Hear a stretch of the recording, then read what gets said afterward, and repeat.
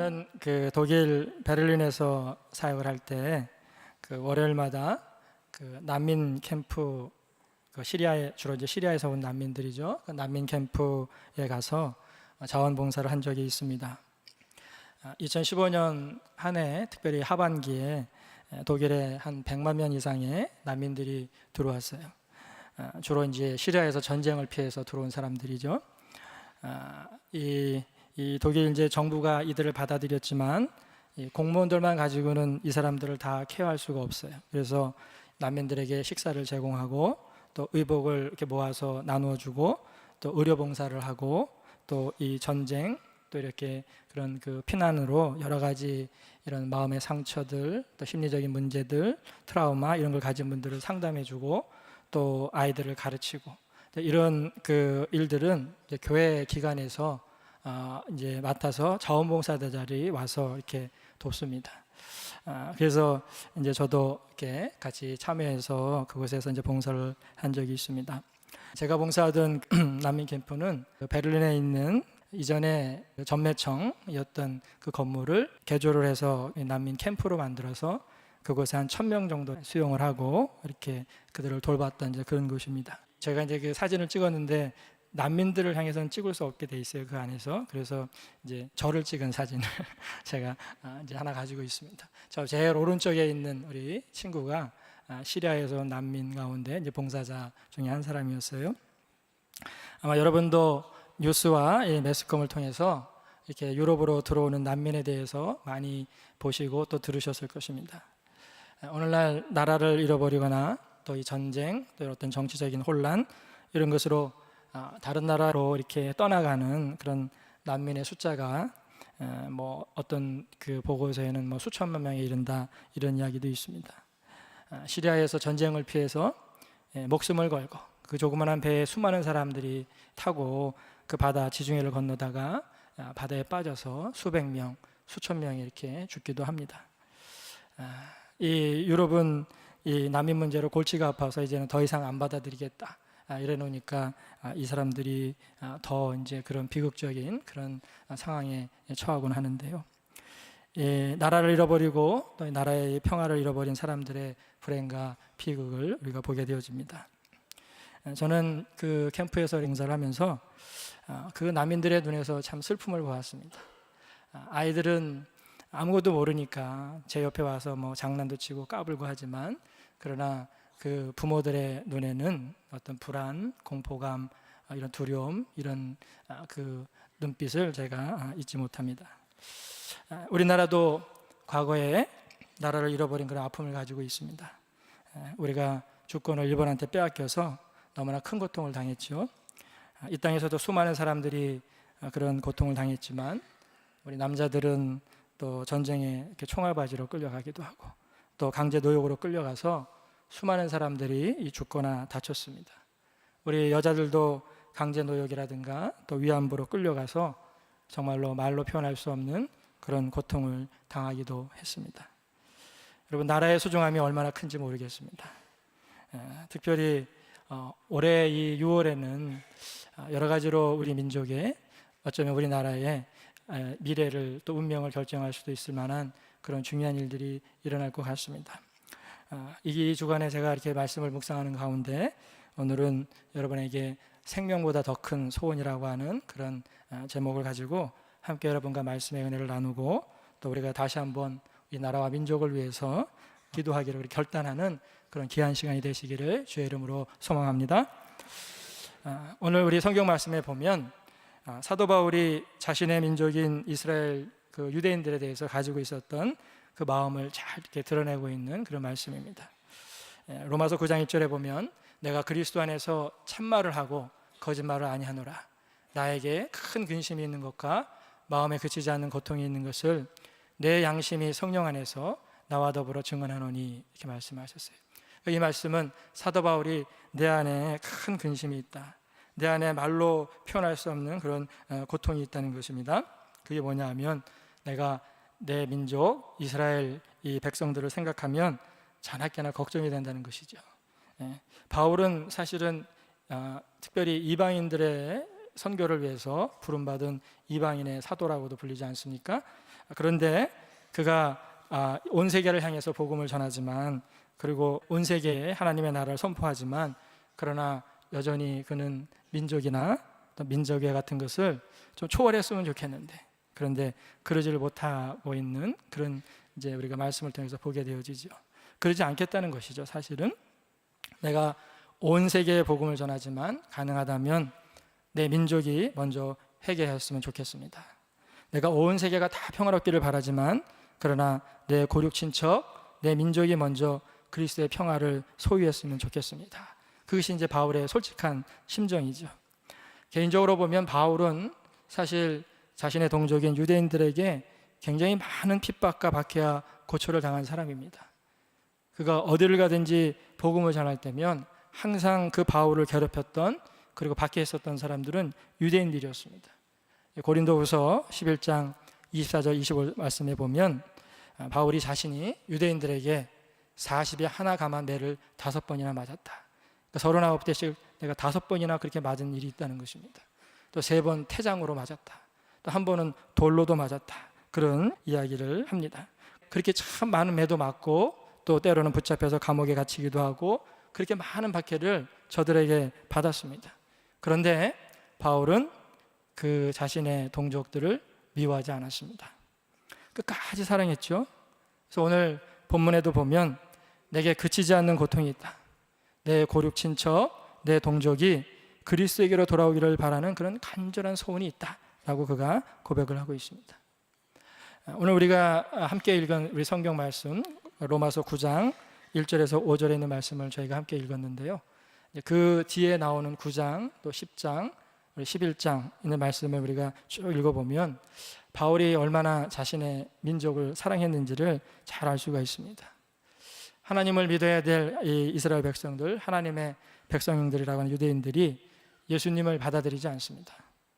오히려 이방인들이 더 잘 믿고 그들 예수님을 받아들입니다.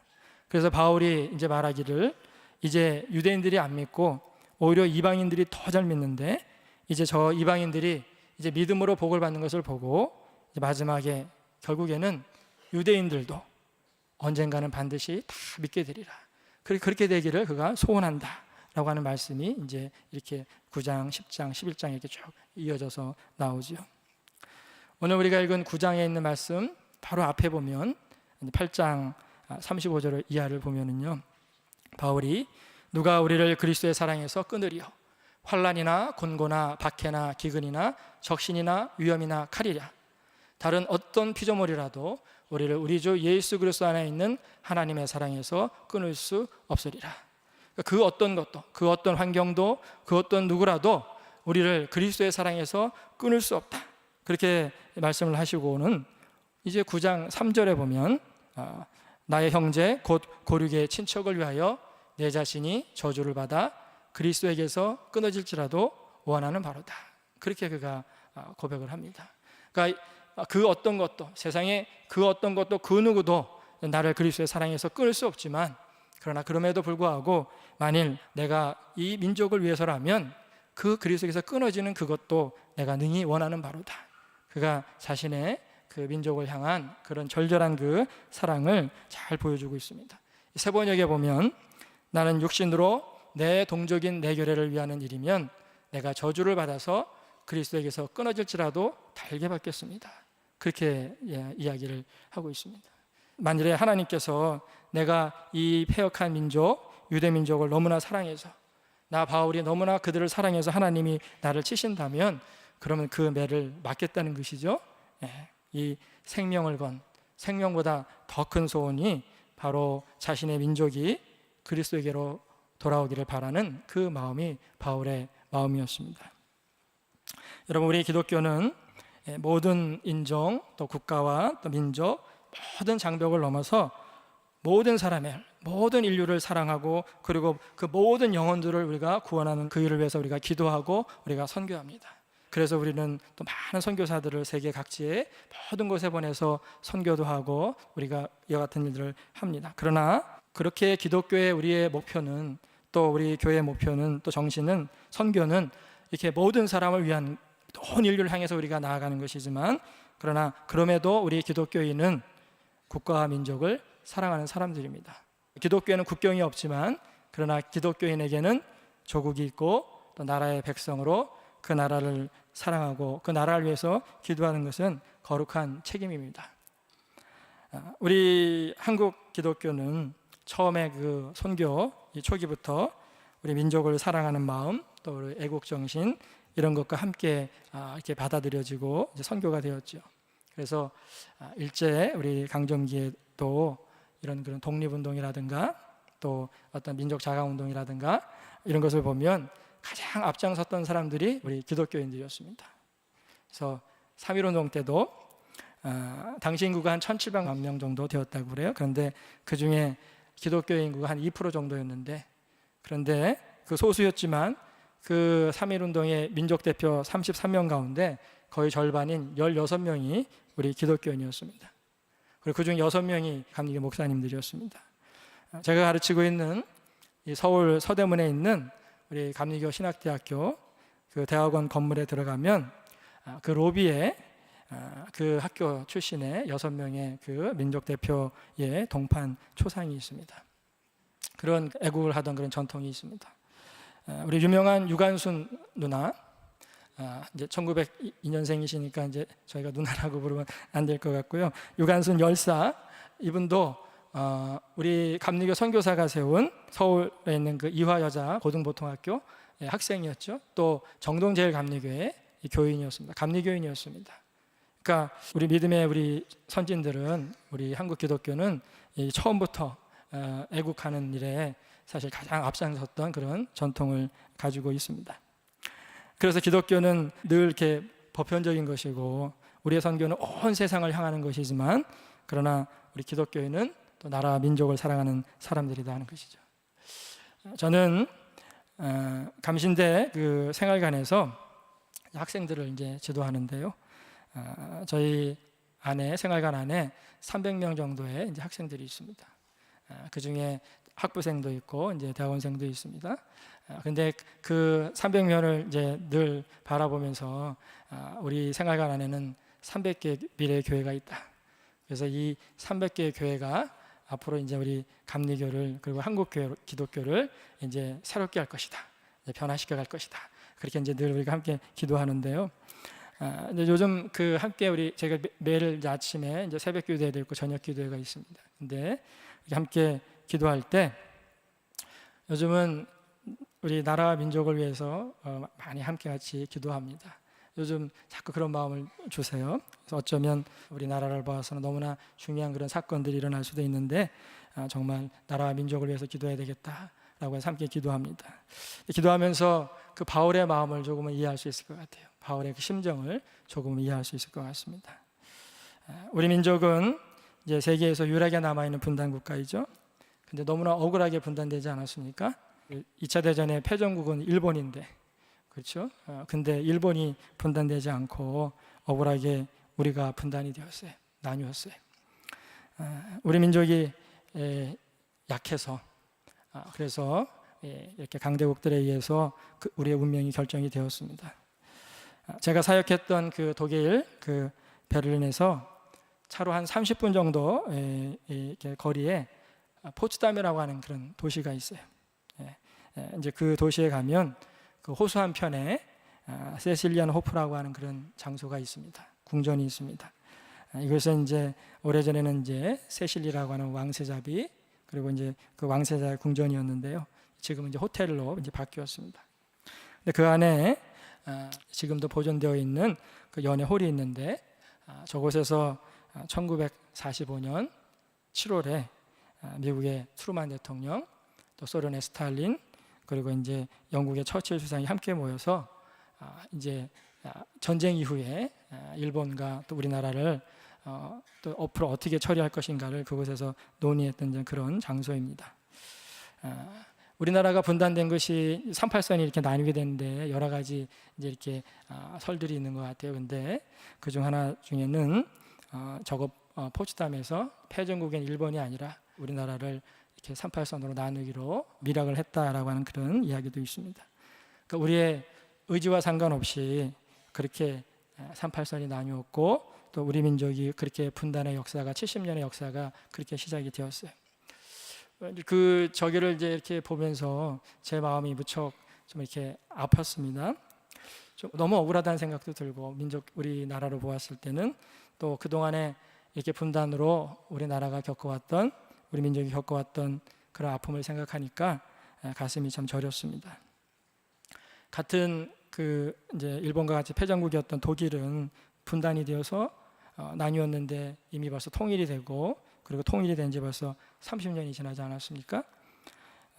그 독일의 라이프치라고 하는 그 도시가 있는데요. 그 도시에 가면 동서남북 이렇게 교통을 잇는 요지여서 상업이 이렇게 발전된 그런 도시인데, 우리 아마 여러분이 기억하시는 것은 이제 2006년에 그 독일 월드컵 때 저기에서 프랑스하고, 조금 있으면 월드컵이 또 시작되죠. 바로 그곳에서 프랑스하고 이제 우리나라하고 경기를 했습니다. 그래서 거기서 이제 1대1로 박지성이 이제 한 골을 넣고 1대1로 이렇게 비겼던 그런 장소로 기억하시는 분들이 있으실 텐데요. 이제 음악의 도시고 이제 바하의 도시, 그래서 바하 축제도 있는 그런 도시예요. 근데 그 라이프치에 성 니콜라이라고 하는 그런 교회가 있어요. 이 교회가 유명한데, 그 유명한 이유는 바로 이제 저 교회에서 이제 독일 통일의 이제 불꽃이 시작이 되었다라고 해서 역사적인 의미를 갖는 그런 교회입니다. 1982년에 이 교회에 한 20명 정도의 소수의, 당시 동독 지역입니다. 동독 그 공산국가였던 동독 지역 안에 있었던 그 청년 기독교인들이 월요일 오후 5시에 저곳 교회에서 모여서 평화의 기도회라고 하는 것을 시작을 했습니다. 처음에는 소수가 모였지만 점점 많은 사람들이 함께했고, 그리고 이제 많은 사람들이 그 안에 이렇게 모이니까 동독 정부에서는 게슈타포, 이 비밀 경찰들을 보내서 감시를 하기도 했었던 그런 기도회였다고 그래요. 근데 이 모임이 점점 커져서 1989년 10월 9일 날 이제 그 기도회에 2,000명 정도의 이 사람들이 함께 모여서 기도회를 갖게 되었어요. 그래서 당시 이 동독 공산당이 이제 우리가 유혈로 이렇게 강제 진압도 할 수 있다 그러면서 군대를 에워싸고 이렇게 무시무시한 그런 분위기였다고 그러고요. 그 안에서 또 이 게슈타포 비밀 경찰들이 들어와서 기도회를 감시를 했다고 해요. 그런데 이상하게 그 비밀 경찰들도 아마 그 기도에 감화를 받았는지 그날 모임에 아무런 이제 제재도 받지 않고 아주 엄숙하고 그리고 이렇게 은혜롭게 잘 진행이 됐다고 합니다. 그리고 기도회를 마치고 이 사람들이 이제 밖으로 나오게 되었는데, 그때 밖에 나와 보니까 놀라운 광경이 펼쳐졌다는 것이죠. 그 앞에 큰 광장이 있었는데 그 광장에는 교회에 들어오지 못한 그 수천 명의 사람들이 거기에 모여서 촛불을 들고 이게 기도를 하고 있었다는 것입니다. 그래서 이게 뭐 촛불 기도의 이제 시작이다 이렇게도 이야기를 하는데요. 오해하지 마십시오. 또 혹시 또 이런 말씀을 드리면 또 이게 혹시 저를 또 오해하고 미워하시는 분 있을지 모르겠는데, 저는 우리 모든 분을 다 포용하기를 원합니다. 저는 십자가입니다. 근데 이제 이 사건을 이제 말씀드리는 거예요. 그래서 그날 이제 그렇게 함께 기도 안에서 기도했던 사람, 밖에서 기다리며 기도했던 사람들이 함께 그날 그렇게 이제 평화롭게 행진을 했는데요. 놀랍게도 그 군대가 이렇게 길을 비켜줬다는 것이죠. 그리고 이제 그날 한 7만 명 정도가 이렇게 그 행진을 했다고 그래요. 그리고 그것이 독일 전역으로 이제 퍼져나가서 여러 가지 이제 일들을 거치면서 딱 한 달 뒤인 1989년 11월 9일에 베를린 장벽이 무너졌습니다. 그래서 이제 사진을 보시면 이 동독 사람들과 서독 사람들이 함께 저 장벽에 올라서 있는 그런 모습이고요. 그 다음에 이제 보면 장벽을 하나하나씩 무너뜨리는 그런 장면입니다. 그 다음 사진 보면 양쪽에 와서 이렇게 넘어뜨리고요. 그 다음에 그 무너진 그 장벽을 통해서 동서독 사람들이 함께 만나서 서로 이렇게 기뻐하고 축하하는 장면의 사진입니다. 이제 저 사진을 이제 볼 때마다 사실은 저는 굉장히 이제 그 부러운 생각이 들었어요. 우리도 저런 날이 좀 빨리 왔으면 좋겠다, 꼭 왔으면 좋겠다 하는 그런 마음이, 그래서 그렇게 기도하게 되었습니다. 성 니콜라이 교회는 그렇게 독일 통일이라고 하는 어쩌면 현대사의 큰 장을 만들어낸 역사의 무대로 이제 기록이 되었어요. 그리고 통일이 된 지 독일이 30년이 지났지만 이 교회에서는 지금도 평화의 기도회가 계속 열려서 전 세계에 있는 모든 이런 가난과 기근과 질병, 또 이렇게 파괴되는 환경, 또 전쟁과 또 핵무기로부터 인류를 구해내자고 하는 그런 간절한 기도회가 계속되고 있다고 합니다. 그리고 그 당시에 그 사람들과 함께 기도회를 인도하셨던, 그리고 그 사람들에게 어떤 일이 있어도 우리가 비폭력, 우리가 평화적으로 하자라고 간곡히 호소하였던 그 니콜라이 교회의 그 담임 목사님이 함께 그 기도하셨던 그 기도문이 그 교회 가면 전시실에 이제 보관이 되어 있습니다. 그 내용을 보면 저희는 교회가 사람들과 사람들의 어려움을 위해서 항상 열려 있기를 기도합니다. 하나님, 진실이 통할 수 있게 도와주시기를 기도합니다. 우리 안에 있는 모든 교만함을 거두어 주시고 당신의 사랑 속에서 예수 그리스도의 영혼 속에서 살게 해 주십시오. 그렇게 함께 저들이 간절히 기도하고 그리고 나섰던 그 걸음이 결국에는 독일 통일을 이루어내었다라고 하는 것입니다.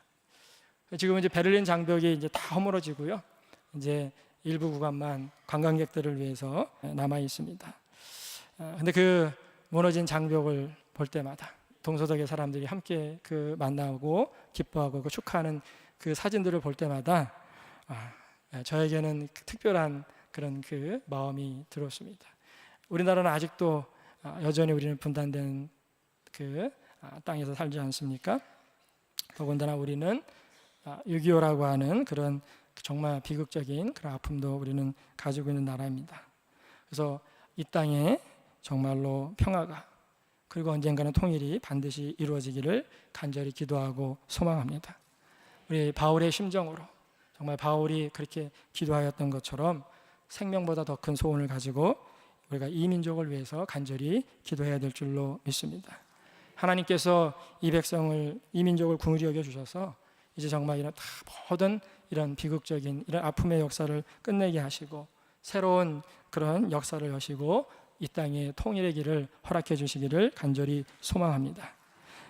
물론 그 길이 이제 그렇게 쉽지만은 않겠죠. 또 우리가 이렇게 통일을 어떤 나이브하게 너무 순진하게 이렇게 환상만으로 갈 수 있는 그런 길도 아닐 것입니다. 제가 그 독일 교회 목사님들하고 또 그 교인들과 이렇게 이야기를 나누는 가운데 그분들이 30여 년 동안에 얼마나 많은 그런 고통을 분담했는지에 대한 그런 말씀을 듣게 되었어요. 근데 처음에는 뭐 차라리 이럴 바에는 뭐 통일이 안 됐으면 게 나았다 하는 분들도 있었고, 또 서독에 있는 사람들은 그 막대한 통일 세금, 통일세에 대한 부담에 대한 불평도 많았고, 또 동독 사람들은 동독 사람들대로 우리는 이 통일된 독일 안에서 2등 국민이다 라고 해가지고 또 이제 그런 열등감이나 또 생활 환경에 대한 이런 차이에 대해서 불평하고 불만하는 사람들도 많이 있었다고 그래요. 근데 그렇게 이제 한 세대가 지났어요. 30년이면 한 세대 아닙니까? 그렇죠?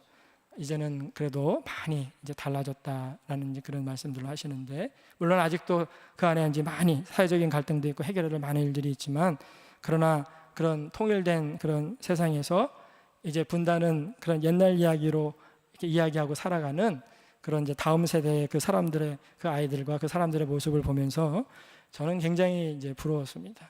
그리고 그런 날이 우리나라에도 속히 꼭 왔으면 좋겠다. 그렇게 기도하고 소망을 합니다. 여러분, 우리 부모는 어떻게 보면 우리가 자식들을 위해 살지 않습니까? 우리가 자식만 위해서 살면 안 된다. 요즘은 그렇게도 하시고 뭐 이렇게 저렇게 말씀을 하시지만, 그래도 우리 부모는 자식을 위해 살도록 하는 그 심정을 갖는 것이 하나님이 우리에게 주신 그 본성이죠. 그래서 제가 그 모습을 보면서 제가 하나님, 우리 세대가 저희가 이 짐을 져서 우리의 자식들이, 우리의 다음 세대가 정말 이런 새로운 세상에서 살 수만 있다면 정말 그렇게 하고 싶습니다. 그렇게 저희를 사용하셨으면 좋겠습니다. 그냥 그런 기도를 해보았습니다.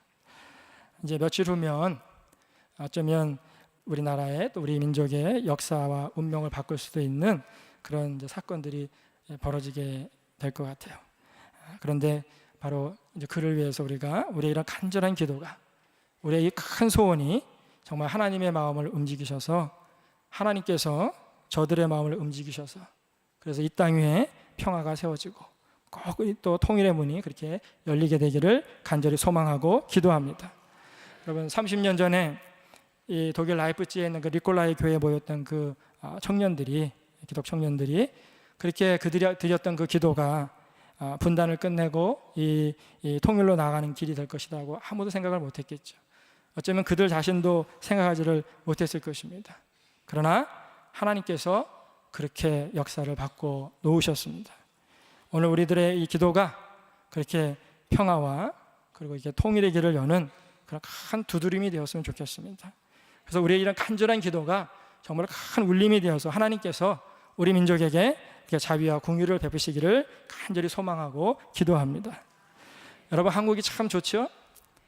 한국 땅이 참 좋습니다. 어떤 분은 기름 한 방울도 안 나는 나라라고 자원이 없다고 이렇게 한탄하기도 하지만 근데 만일에 저 땅만 파면 기름이 나는 저 이 중동의 사막하고 그리고 이 산수가 아름답고 또 사계절이 있고 산과 바다가 다 있는 우리나라 이 땅하고 어느 것을 고르겠습니까? 라고 하면 여러분은 어디를 고르시겠습니까? 저는 10번을 고르라고 해도 우리 이 땅을 고를 것 같습니다. 그렇죠? 하나님께서 너무나 아름다운 땅을 사실 우리에게 주셨습니다. 너무나 좋은 땅을 사실은 우리에게 주셨습니다. 우리가 이 나라를 사랑하고 그리고 이 민족을 사랑해야 될 줄로 믿습니다. 예수님도 이스라엘 가운데 오셨잖아요. 그래서 예수님도 그 누가복음 19장에 보면 예수님께서 그 예루살렘 성을 바라보시면서 우시는 장면이 나와요. 그러니까 성경에 예수님이 이렇게 눈물을 흘리시고 우셨다 하는 장면이 두 군데가 나오는데 그 중에 하나는 이제 그 요한복음에 보면 그 11장에 보면 죽은 나사로의 그 이제 집을 찾으셨다가 누이 그 마리아가 또 함께 모인 그 사람들이 슬프게 우는 것을 보시고 그들을 보시면서 불쌍히 여기셔서 예수님이 눈물을 흘리셨다 하는 그런 말씀이 나오고요. 또 하나는 이제 바로 누가복음 이제 19장에 예수님께서 예루살렘으로 입성하시면서 그 예루살렘에 있는 그 성을 바라보시면서 장차 그 예루살렘 성과 그리고 그 유대 민족이 당하게 될 큰 참상을 안타까워하시면서 그렇게 우시는 장면이 나와요. 그러니까 이제 로마 군대가 예루살렘을 다시 이제 침공을 하지 않습니까? 그리고 예수님이 말씀하신 것처럼 성전 위에 돌 하나 남지 아니하고 다 무너지고 다 파괴되어지고 그렇게 그 민족이 큰 순환을 이제 당하게 되어지는데 주님은 그것을 미리 성을 바라보시면서 그것을 미리 보시면서 그 마음이 아프셔서 그렇게 이제 우시는 그런 장면이 나오죠. 또 구약에도 보면 모세도 이스라엘 지도했던 모세도 출애굽기 32장을 보면 마치 바울과 같이 꼭 바울의 말처럼 자신의 민족을 향해서 하나님께 기도하면서 그와 비슷한 말을 해요. 그래서 이스라엘 백성들이 이제 죄악으로 하나님의 이제 심판을 이제 받아서 저들을 하나님께서 멸하려고 하실 때 모세가 하나님 앞에 이스라엘 백성들을 용서해 주시기를 간곡히 기도하죠. 그렇게 기도하면서 만일에 그렇게 하지 않으신다면 주님께서 기록한 책에서 자기 이름을 지워달라고 그런 이야기까지 합니다. 그래서 내가 그런 그 생명책에서 지워지는 한이 있더라도 이 이스라엘 민족이 하나님 이 이스라엘 민족을 구원해 주시기를 내가 기도합니다. 그렇게 모세가 간곡히 기도하는 그런 장면도 나옵니다. 오늘 로마서에 있는 바울의 고백도 사실 같은 말씀이죠. 나의 형제 곧 고륙의 친척을 위하여서 내 자신이 저주를 받아 그리스도에게서 끊어질지라도 내가 원하는 바로다. 이 바울이 유대 땅을 넘어서 이방인들에게 선교하였던 바울이지만 그런데 민족을 자신의 생명보다 더 사랑하고 이렇게 소중히 여기는 그런 모습을 보게 되어집니다.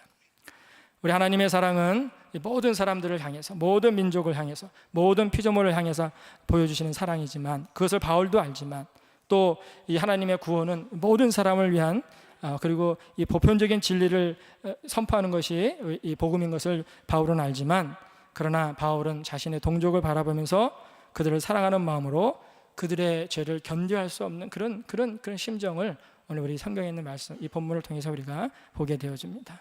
사랑하는 성도 여러분, 우리의 신앙과 사명도 우리가 온 인류를 향해서 모든 사람을 구원하기 위해서 우리가 기도하고 우리가 선교해 나가야 합니다.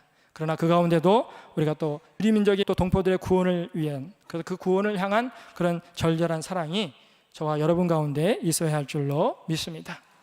사랑하는 성도 여러분, 오늘 우리 이 민족의 자유와 또 우리 안전과 평화를 위해서 우리가 기도하는 사람이 되어야 될 줄로 믿습니다. 이제 이런 말씀은 또 요때 아니면 또 드리기 어려울 것 같아요. 근데 이제 또 우리 선거도 다가오죠. 그래서 여러분들이 어떤 사람을 뽑으시든 간에 선택하시든 간에 이 선거를 통해서 올바른 지도자가, 그래서 하나님의 마음에 합한 지도자가 세워지기를 우리가 기도해야 될 줄로 믿습니다.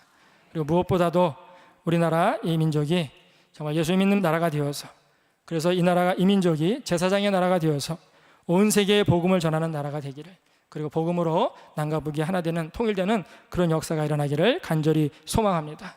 저와 여러분이 그것을 위해서 기도하고 또 하나님께서 이 나라 이 결례를 축복해 주시기를 간절히 소망하고 축원합니다.